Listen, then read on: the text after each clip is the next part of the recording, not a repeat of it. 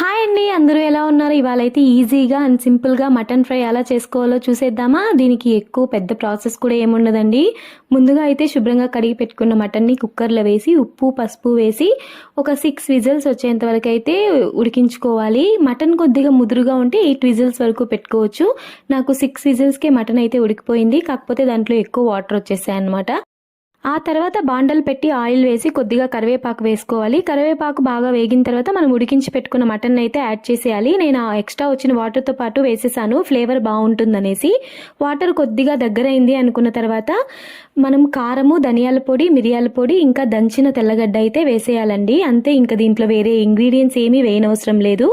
మనం ఆ వాటర్ అంతా బాగా దగ్గర అయిపోయి ముక్కలు బాగా ఫ్రై అయ్యేంత వరకు చూసుకోవాలి. కొంచెం బాగా ఫ్రై అయిపోయింది, ఇంకా వాటర్ ఏమీ లేదనుకున్నంతలో మనం దీంట్లో అయితే కొద్దిగా కొత్తిమీర యాడ్ చేసేసుకొని దించేసుకోవచ్చు. వేడివేడి అన్నంలో అయితే ఈ మటన్ వేసుకొని అసలు ఇంకే కూరలు లేకుండా దీంతోనే కలుపుకొని తినేయచ్చు అనమాట. టేస్ట్ చాలా బాగా ఉంటుంది.